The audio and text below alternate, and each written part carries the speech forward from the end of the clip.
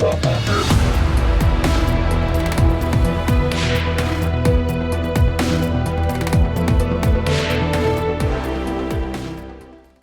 entretiens des patriotes, bonjour à tous. L'hommage à Jacques Delors, est-ce une célébration du déclassement, de l'appauvrissement et de la censure ?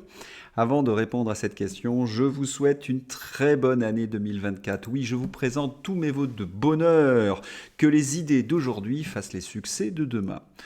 On revient un petit peu en arrière, nous étions fin 2023, il y avait 25 000 abonnés sur cette chaîne, nous sommes presque 62 000 en cette veille du 1er janvier 2024. Je voulais donc remercier tous ceux qui ont soutenu cette chaîne par les gentils messages, par les dons, par les pouces levés, tous ceux qui ont fait en sorte de véhiculer ces idées patriotiques. Mais on va revenir sur un de nos ennemis dans une certaine mesure, en tout cas ennemi politique, Jacques Delors. Mort de Jacques Delors, les hommages européens se succèdent pour le bâtisseur du vieux continent. De nombreux dirigeants européens ont rendu hommage à Jacques Delors, ancien président de la Commission européenne, décédé à l'âge de 98 ans. Et vous ne pouvez pas ouvrir un journal ou écouter une chaîne de télé d'information en continu sans entendre le cortège de mots grotesques en faveur de Jacques Delors. Oui, c'était un bâtisseur, un géant, un visionnaire. C'était le père de l'Europe. Il faudrait peut-être qu'on regarde dans le détail ce fameux héritage de Jacques Delors. Et puis, vous connaissez Emmanuel Macron, il est toujours à la recherche d'une récupération pour faire oublier ses échecs et autres turpitudes. Il a décidé, bien évidemment, de présider une cérémonie d'hommage à Jacques Delors, un hommage national le 5 janvier. Alors regardons maintenant dans le détail les principales décisions qui ont été prises sous le mandat de Jacques Delors, puisqu'il a présidé la Commission européenne de 1985 à 1995, 10 ans à la tête de la Commission européenne. Il a dû en faire des choses, Jacques Delors. Est-ce que son bilan est si positif que cela ? Ses réussites furent nombreuses, a déclaré la présidente de la Banque centrale européenne, Christine Lagarde. Bon, quand on connaît le verbatim de Christine Lagarde, il faut s'attendre à quelque chose, comment dirais-je, d'orwellien. Non, ses échecs furent très nombreux, citant le chemin qu'il avait façonné vers la création d'une monnaie commune, l'euro. Une vraie réussite ? On y revient dans un instant.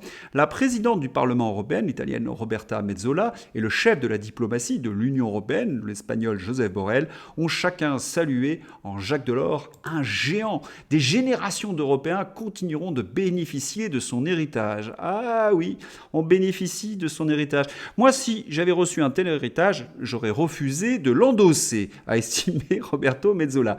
Il entre ainsi dans le panthéon des grands que l'Europe a produits et dont nous nous devons d'assumer l'héritage. Dans ce panthéon des grands de l'Europe, moi j'appelle cela la réunion de malfaisants. Mais vous savez ce qui m'inquiète le plus dans ce que je viens de lire ? Moi je l'ai lu avec beaucoup d'ironie, mais demain, dans les collèges, dans les lycées, dans les universités, les professeurs vont lire ce genre d'article. Ils vont célébrer Jacques Delors. Ils vont donc inviter les élèves à admirer un homme qui est à l'origine de tous les maux que nous connaissons. Oui, regardons dans le détail ce fameux héritage que nous sommes obligés de supporter. Depuis Bruxelles, où il dirigea la Commission de 1985 à 1995, Jacques Delors a façonné les contours de l'Europe contemporaine. Pour notre plus grand malheur, acte unique européen et mise en place du marché unique, accord de Schengen, lancement du programme Erasmus d'échange étudiants, mise en chantier de l'union économique et monétaire qui aboutira à l'euro. Je vais reprendre tous ces éléments, mais je vais commencer par Schengen. Plus de 90 000 policiers et gendarmes mobilisés pour le 31 décembre. Oui, 90 000 policiers mobilisés pour le 31 décembre. C'est bien la preuve que la France est devenue une jungle. Bravo les européistes, bravo à Schengen. Voilà un bel exemple d'héritage de Jacques Delors. L'insécurité, la submersion migratoire. Et ce phénomène, vous vous en doutez, touche tous les pays européens. Nous en avons d'ailleurs beaucoup parlé sur cette chaîne, de l'Irlande, en passant par l'Allemagne, l'Italie, l'Espagne, la Hongrie, la Pologne. On pourrait, je crois, citer tous les pays européens. Et cela va se traduire certainement dans les urnes pour les élections européennes. Oui, merci Jacques Delors pour l'espace Schengen. Je voudrais maintenant rendre hommage sincèrement à quelqu'un. Je ne sais pas si vous vous souvenez de Coralie Delhomme. C'était une patriote, une souverainiste. Elle animait un blog, l'Arène, comme les arènes de Nîmes, l'Arène nue, donc il y avait un petit jeu de mots, où elle parlait justement de cette Union européenne. Elle décrivait les mécanismes et elle avait écrit deux très bons livres sur l'Union européenne où elle expliquait justement les méfaits de l'acte unique. Regardez comment fonctionne le marché unique. Depuis l'acte unique de 1986, funeste héritage laissé par la commission Jacques Delors, les capitaux et les personnes circulent désormais librement sur le continent, alors que ce n'était le cas que des seules marchandises à l'époque du marché commun. Or, comment ne pas voir à quel point cela avantage le capital, plus mobile, plus rapide que le travail, et que l'on peut déplacer en un clic de souris? Comment ne pas voir d'autre part que la libre circulation des personnes met en concurrence les différents pays membres, ceux ayant le coût du travail le plus faible, s'adonnant à un dumping social incessant au détriment de leurs partenaires? Faire l'Europe par le marché et par la monnaie, c'était à l'évidence faire une Europe de classe. Nous y sommes, en effet, la société européenne est très clivée. Et elle explique que cet acte unique a fait en sorte de faire baisser les salaires, justement, des travailleurs français. Parce qu'il y a concurrence entre les différents États. Et lorsqu'en plus vous signez des traités de libre-échange, vous mettez en concurrence les travailleurs français avec des pays du tiers-monde. Autrement dit, l'acte unique a entraîné la désindustrialisation de la France et des autres pays européens. Merci pour cet héritage, Jacques Delors. Et puis, il y a une théorie que moi j'ai lue et que l'on m'a enseignée. Jacques Delors avait fait l'acte unique, mais il n'avait pas suffisamment pesé les conséquences de cet acte unique. C'est pour cela, paraît-il, qu'il aurait sombré dans l'alcool. Ça, c'est un mensonge, et c'est Coralie Delhomme qui nous l'explique. D'abord, les membres de la commission de l'or, et pas de l'homme, c'est par exemple Léon Britten. Vous vous en souvenez pas de ce sinistre individu? Britten est nommé commissaire européen en 1989. Il y joue un rôle considérable pour y diffuser les idées thatchériennes. D'abord comme commissaire à la concurrence pour réprimer toute forme de politique industrielle européenne. Et ensuite comme commissaire chargé des relations extérieures pour promouvoir une profonde libéralisation des relations commerciales transatlantiques. En d'autres termes, Jacques Delors a fait en sorte que l'Europe soit la catin des États-Unis. Il y avait l'enlèvement de l'Europe, il y a la vente de l'Europe par la commission Delors. Alors certains ont pu écrire que Jacques Delors n'était pas responsable de cela, mais de qui se moquent-ils les gens qui peuvent défendre Jacques Delors? Est-ce qu'ils se rappellent ce personnage? Ah, c'est Coralie Delhomme qui avait écrit un livre là-dessus à partir des mémoires même de Jacques Delors. Vous ne le connaissez pas? Eh bien, c'est Francis Arthur Cockfield. Qui est Francis Arthur Cockfield? Eh bien, c'est le jumeau de Léon Britten. Lorsque Margaret Thatcher devient Premier ministre en 1979, il est nommé secrétaire d'État au Trésor, poste qu'il occupe jusqu'en 1982, date à laquelle il est nommé au commerce jusqu'en 1983. De 1985 à 1989, il est membre de la Commission européenne, présidée par Jacques Delors. Il est vice-président et commissaire chargé du marché intérieur. C'est Jacques Delors qui l'a imposé. Il dirigera notamment les travaux du livre blanc, débouchant sur l'acte unique européen. Et oui, toute cette politique était pilotée par les États-Unis via l'Angleterre. Et c'est Jacques Delors qui a été dans une certaine mesure leur cheval de Troie. Et lorsqu'on expliquait à Jacques Delors qu'il faut un petit peu de protectionnisme, sinon on allait détruire les économies de notre pays, n'essayons pas de plaider pour le protectionnisme. Jacques Delors, la souveraineté ne peut être identifiée à la nation. Jacques Delors dans le texte, le slogan des européistes sur l'Europe qui protège est donc une authentique imposture. Le drame, c'est que nous sommes en train d'assister à une désintégration politique, économique, sociale et civilisationnelle du vieux continent et de la France. Merci à Europhobe pour tout son travail de réinformation. Et c'est ce qu'avait prévu d'ailleurs Coralie Delhomme.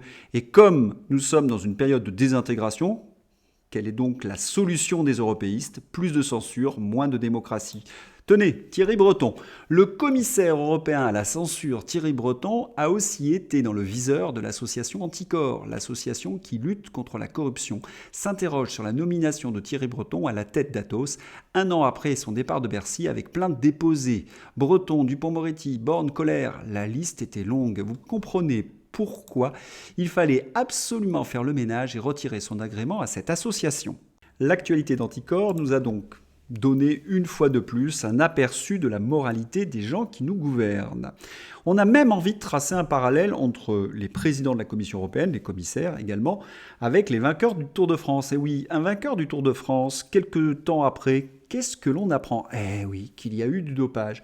Est-ce qu'on doit rappeler sur cette chaîne toute la corruption des présidents de la Commission européenne, Juncker, Barroso avec les banques, et Ursula von der Leyen avec l'industrie pharmaceutique, notamment Pfizer? On n'en finirait plus. Quant à Thierry Breton, vous savez tous, si vous avez suivi ses entretiens, qu'il essaie de censurer justement les réseaux sociaux, X d'Elon Musk, parce qu'il y a de la réinformation, parce que nous critiquons leur politique.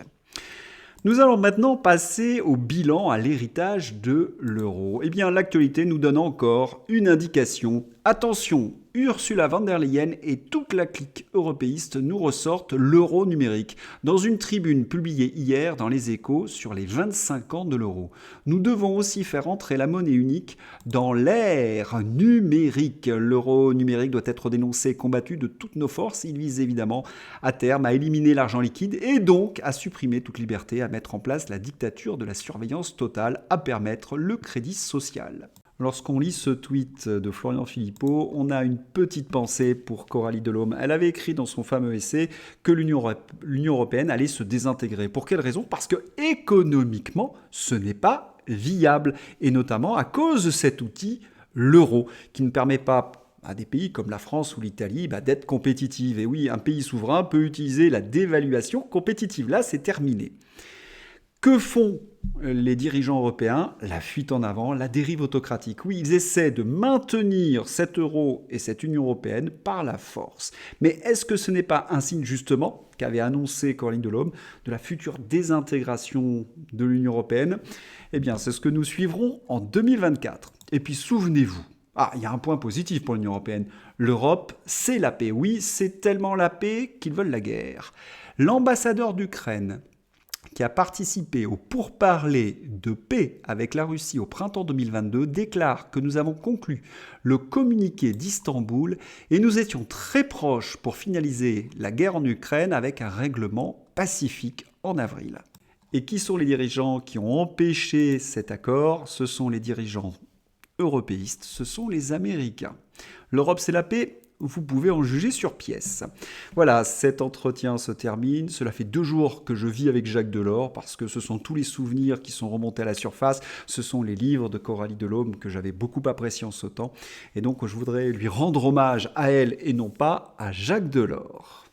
Et puis, on va terminer ce journal sur une petite facétie. Mes chers concitoyens, je vous mens pour la dernière fois de l'année. Voilà, boycottons en effet les vœux de ce sinistre individu. J'espère que vous avez apprécié cet entretien. Au revoir.